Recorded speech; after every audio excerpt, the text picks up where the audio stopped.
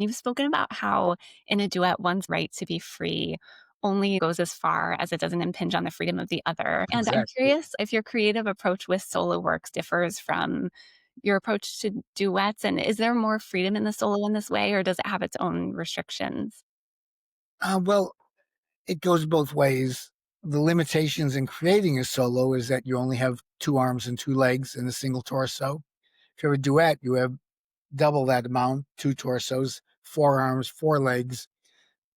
The options are expanded.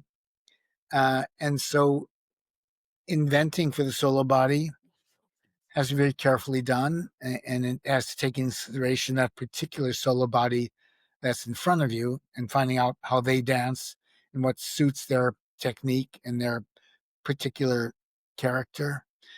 But solo is very different in the sense of to whom it's being performed. The Greek theater, who sort of invented and defined theater centuries ago, had a definition of two types of solos. Uh, it was either monologue or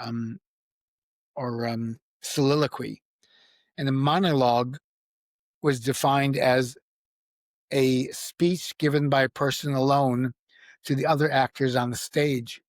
But a soliloquy is defined as a single person giving speech alone to the audience, revealing his inner thoughts.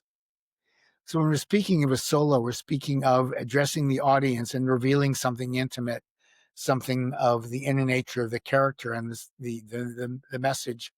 When people are doing a duet together, they're not speaking to the audience; they're speaking to each other, and the audience is allowed to glimpse it. Maybe you've heard the term the fourth wall in theater, and this is something that is used to indicate that though the audience is looking, that the performers are working within a contained space. You have to imagine a fourth wall without an audience. They can contain their intention, contain their energy, contain their focus to the purpose of communicating with each other. But the fourth wall is removed for solos, and the communication is directly to the audience.